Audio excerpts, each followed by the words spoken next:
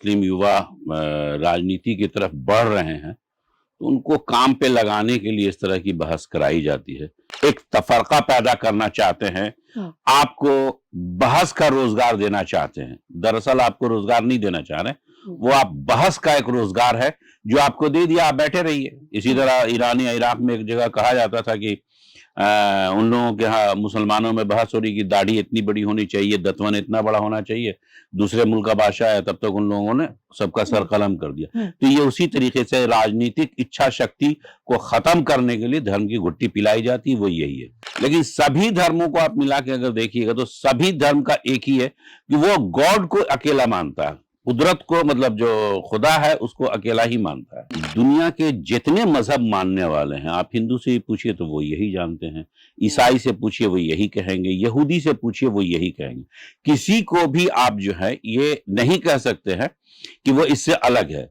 अब कुछ लोग थोड़ा सा अकल के से पैदल हो गए हैं, वो इस ताकत को नहीं मानते। उनका मानना है कि साहब है, उसमें मेरे ख्याल से जावेद साहब जैसे लोग पैदा हो गए हैं, अब उनको आप नास्तिक कह लीजिए। आदाब, नमस्कार, आप देख रहे हैं मंथन टुडे। मैं हूं आपके साथ उज़मा। डज गॉड एग्जिस्ट, एक डिबेट होती है जो देश भर में चर्चा का विषय बन जा रहा है। आज इसी मुद्दे पर हम चर्चा करेंगे। चर्चा करने के लिए हमारे साथ हैं पॉलिटिकल एक्सपर्ट अशफाक रहमान साहब और कुछ सवाल जवाब करने के लिए हमारे सहयोगी सालिक। सर, बहुत बहुत स्वागत है आपका।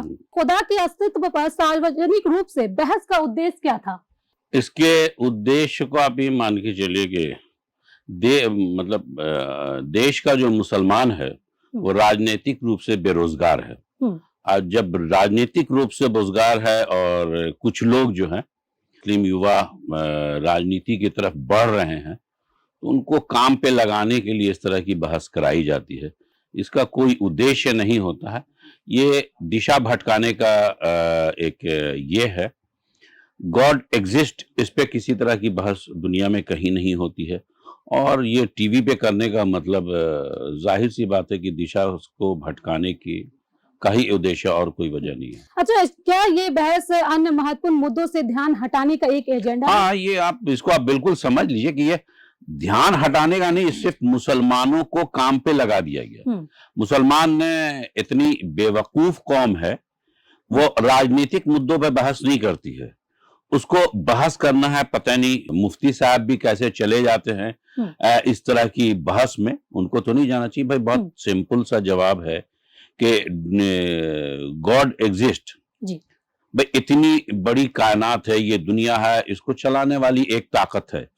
दुनिया में जितने भी मजहब हैं, जितने भी धर्म हैं, मानने वाले लोग हैं, वो सब जानते हैं कि इसके पीछे एक ताकत है, उसी को हम गॉड कहते हैं। फिर इस पे बहस की कोई वजह नहीं बनती है, सिवाय इसके कि साहब दो बेचारे मुस्लिम नाम वाले लोगों को सामने बैठा करके और दिशा भटका दिया ताकि लोग अब इसी बहस में लगे रहें। कुछ दिन पहले SIR नाम की चीज चलती थी, उसमें बांग्लादेशी कहाँ से आ जाते थे। फिर अभी किसी ना किसी तरीके से ये राजनीतिक बेरोजगारी जो है और जो मुसलमान राजनीतिक रोजगार तलाश कर रहे हैं, उसी के तरफ ये इशारा है कि साहब आप अभी अपने धर्म में, और धर्म की घुट्टी जहां आ जाती है, अभी रोजाना इसी पे बहस चल रही है, आप भी इसी पे बहस कर रही हैं। इसका कोई उद्देश्य नहीं है, दिशा भटकाने वाली चीज है। इस बहस से लोगों के बीच मतभेद नहीं बढ़ेगा? मतभेद नहीं बढ़ेगा, हर लोग अपनी एक विचारधारा उसमें रखने लगेंगे। इसमें मतभेद क्या बढ़ेगा? आप हिंदू धर्म को लीजिए, वो भी 33 करोड़ देवी देवता के बावजूद मानते हैं कि ईश्वर एक है। आप ईसाई मजहब को ले लीजिए, वो भी जानते हैं कि अल्लाह एक है। इस्लाम को ले लीजिए, वो भी मानते हैं कि अल्लाह एक है। यहूदी को ले लीजिए, वो भी मानते हैं। और जितनी भी दुनिया में मजहब चल रही है, वो सब मानते हैं कि अल्लाह एक है। इतनी बड़ी कायनात को चलाने वाला कोई एक ताकत है, उसी ताकत को हम गॉड कहते हैं। इससे आगे और कुछ नहीं है, इस पे बहस होने का कोई उद्देश्य नहीं है। आपने बहस पर कहा कि इस पर बहस नहीं होनी चाहिए, लेकिन आपको ये नहीं लगता कई बार धर्म का नशा जो है बहुत ज्यादा हो जाता है और फिर उसका कई बार हम जो है किसी चीज को नहीं मानते, सिर्फ हम फेथ करते हैं कि जो हमें सुना गया, हमारे पंडित ने, हमारे मुल्ला ने जो बता दिया, हम उस पर टिक जाते हैं। अब हम किसी को कुछ नहीं सुन सकते हैं। क्या इससे अंधभक्ति नहीं पैदा होती? आपको नहीं लगता कि इस पे डिबेट नहीं, मजहब नाम की चीज जो है ना, वो फेथ पर ही है। क्योंकि जब ये कहा जा रहा है, ये हम आज इस दौर में कह रहे हैं, तो इसमें आप मान के चलिए कि खुदा को किसी ने नहीं देखा, गॉड को कभी किसी ने नहीं देखा है, ठीक है। अब फरिश्ते आकर के जो चीज सामने लेके आए हैं और उनके मार्फत प्रॉफिट्स जो भी रहे हैं, पैगंबर रहे हैं, उनके मार्फत पैगाम दिया गया है, किसी ने देखा नहीं है। एक जो चीज आती है वो मूसा अलैहिस्सलाम ने एक कोशिश की थी, तो उसमें कहते हैं कि वो भी बेहोश हो गए थे। अंधभक्ति क्या, मजहब अपने आप में एक ऐसी चीज है जो सिर्फ आस्था और विश्वास पे टिकी हुई है। आस्था और विश्वास पे किसी की आस्था को आप ठेस नहीं पहुंचाएं, और इस तरह की बहस करके ना तो अंधभक्ति बढ़ा सकते हैं ना अंधभक्ति घटा सकते हैं। तो इसमें कुछ नहीं, जो बहस हुई आप उसको देखिए बहुत गौर से। पढ़े लिखे मुफ्ती साहब कैसे उसमें चले गए, हालांकि उन्होंने एग्जिस्टेंस पे कोई बात नहीं की, वो कई अलग मुद्दों पे बात करते रहे, उस पर बात नहीं की उन्होंने। अच्छा, खुदा की जो इस तरह का अस्तित्व है, इस पर बहस करना क्या सही है?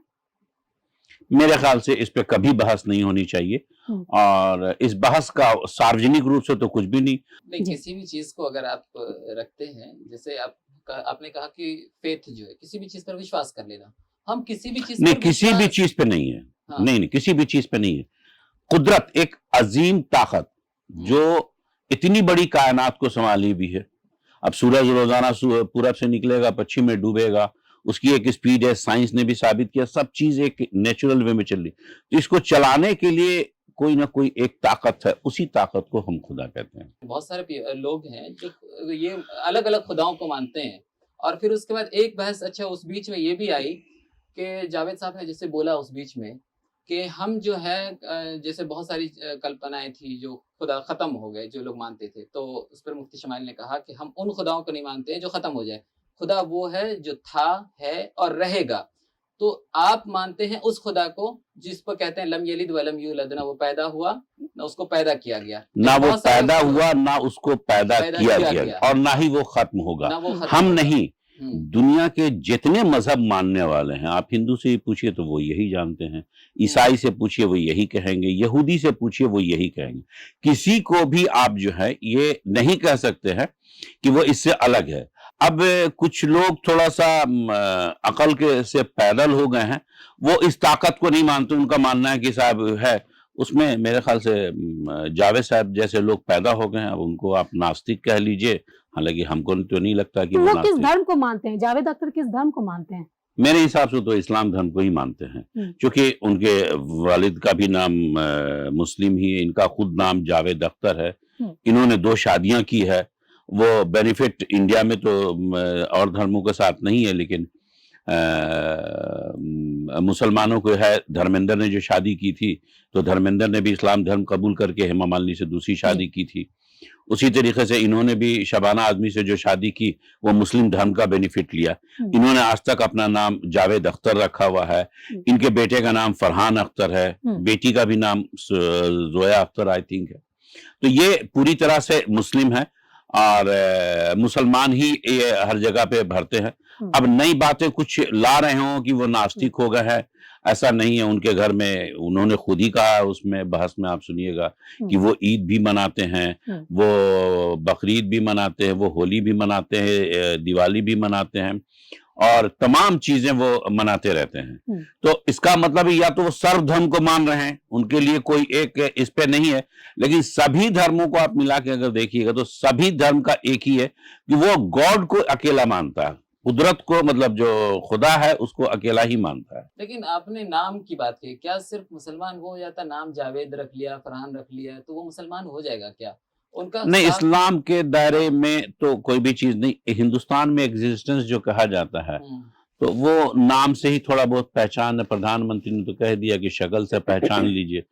तो जो लोग कुछ शक्लन हो जाते हैं, कुछ नाम से हो जाते हैं। दिलीप कुमार ने भी नाम बदल लिया था, लेकिन धर्म नहीं बदला था, कहते हैं वो मुसलमान ही थे। हाँ, वो मुसलमान थे, लेकिन नाम बदल लिया था तो वो तो मुसलमान हो। नहीं, वो फिल्मी लोग जो हैं, थोड़ा उनका हर चीज फिल्मी, वो एक कहानी के किरदार को निभाते हैं, तो थोड़ी अब पूरी लाइफ उन्होंने नाम ही यही रख लिया था बाद में, और नहीं, वो उनका नाम जो है, उनके निकाह नामे को देखिएगा तो उसमें दिलीप कुमार नाम नहीं है। हाँ। ठीक है, उनके दूसरे जो लीगल जगह है वहां पे एलाइस करके दिलीप कुमार आता था। आप कहीं ना कहीं इसमें कह रहे हैं कि जो नाम है वो उसी पर आप कहेंगे कि जो नाम है उसी हिसाब से धर्म का चयन नहीं, करेंगे। मेरे कहने का मतलब है अभी इस बहस में जैसे इस पे कराया गया, ये सिर्फ हाँ। मुसलमान के बरगला देने के लिए उनको धर्म की घुट्टी एक नई चीज कर दीजिए कि खुदा एग्जिस्ट करता है कि नहीं, इस पे बहस करा दिए दो मुसलमानों को खड़ा करके। क्यों नहीं, इस पे तो कई फिल्में बनी है। परेश रावल ने तो बड़ी अच्छी एक फिल्म थी परेश रावल की, हमको जहां तक याद पड़ता है उसमें उसने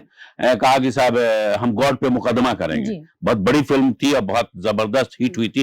परेश रावल को इसमें बहस में क्यों नहीं लाया गया, मुसलमान को ही इसमें क्यों मुद्दा बनाया जाए? दोनों मुसलमान है, पता नहीं, अल्लाह बेहतर जाने कि मुफ्ती साहब जैसे लोग पढ़े लिखे इस्लाम के जानकार जो हैं, और वो तो रिसर्चर भी कहे जाते हैं, तो ऐसे लोग इस तरह की डिबेट में क्यों आते हैं? इस तरह की डिबेट में उनको नहीं जाना चाहिए। इस डिबेट में जीत किसकी हुई इस बहस में? इस डिबेट में उनकी जीत हो गई जो आपके दरमियान में एक तफरका पैदा करना चाहते हैं, आपको बहस का रोजगार देना चाहते हैं। दरअसल आपको रोजगार नहीं देना चाह रहे, वो आप बहस का एक रोजगार है जो आपको दे दिया, आप बैठे रहिए। इसी तरह ईरान या इराक में एक जगह कहा जाता था कि उन लोगों के यहाँ मुसलमानों में बहस हो रही कि दाढ़ी इतनी बड़ी होनी चाहिए, दतवन इतना बड़ा होना चाहिए।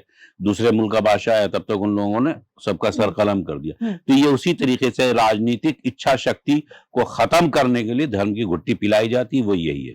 अच्छा, आपको ये लगता है कि उनको मुफ्ती शमाइल को यूज किया गया इस्लाम के खिलाफ ही एक हथियार के तौर पर, क्या ये मानते हैं आप? वो इस्तेमाल हो तो गए, वो हाँ बिल्कुल इस्तेमाल हो गए, बहुत बासलाहियत आदमी। क्यों, आप इस बहस में जाने का क्या मतलब है? अगर आप मुफ्ती हैं तो आप जानते हैं कि गॉड एग्जिस्ट, आप मानते हैं, आप उस बहस में जा रहे हैं, इसका मतलब है कि आप इसमें उनको आप जवाब देने जा रहे हैं। इस पर इससे पहले भी जाकिर नायक बहुत सारी बातें बोल चुके हैं, उनका इस्तेमाल तो हो गया और वो गलत इस्तेमाल हो गया। उन जैसे लोगों को इसमें नहीं जाना चाहिए। एक आखिरी सवाल भी लेना हम चाहेंगे कि देश में अभी क्या मुद्दा है जिस पे गंभीर बहस हो सकती है इस धर्म के अलावा? बहुत भाई, धर्म की घुट्टी इसलिए पिलाई जा रही कि देश के दूसरे मुद्दों से लोगों का दिमाग भटका दिया जाए, खास करके मुसलमानों के साथ में एक अजीब प्रोपगंडा चल रहा है जो एक लंबे अरसे से चल रहा है, 10-12 साल से तो बहुत ज्यादा चल रहा है, एक नफरत का माहौल, और इन्हीं को उलझाया जा रहा है। परेश रावल को लाते हैं इसमें ना, तो समझ में आता है मुसलमानों को इसमें जरूरत क्या, वो तो मानते ही है खुदा है। वो इतने सारे 400 मसलक को मानने वाली कौम, वो भी एक खुदा मानती है। 33 करोड़ देवी देवता मानने वाले भी एक ईश्वर को मानते हैं। ईसाई में भी कैथलिक और दूसरे कई ग्रुप्स है, सब एक ही खुदा को मानते हैं। तो इस पे इसको चैलेंज नहीं किया सकता है। बहुत बहुत शुक्रिया इन तमाम सवालों का जवाब देने के लिए। तो आपको बता दें कि हम बात कर रहे थे डज गॉड एग्जिस्ट पर, हम भी आज सवाल जवाब कर रहे थे। तो अशफाक साहब का साफ तौर पे कहना है कि इस तरह की बहस का कोई मतलब नहीं बनता है। हर धर्म जो है वो अपने अपने तरीके से जो है गॉड को मानती है, लेकिन जो जिस तरह से बहस हुआ, जो दिखाया गया है, जो अभी सोशल मीडिया पे भी वायरल हो रहा है, लोगों की तरफ निगेटिविटी और पॉजिटिविटी दोनों साइड जो जा रहा है, इस पर बहस करने का ये कोई मुद्दा था ही नहीं। चलिए फिलहाल इस खबर में बस इतना ही। देश दुनिया की ऐसी तमाम बड़ी खबरों के लिए बने रहे मंथन टुडे के साथ। साथ ही हमारे चैनल को लाइक करें, सब्सक्राइब करें, फॉलो करें, और निष्पक्ष पत्रकारिता देखना है तो देखते रहे मंथन टुडे। बहुत बहुत शुक्रिया।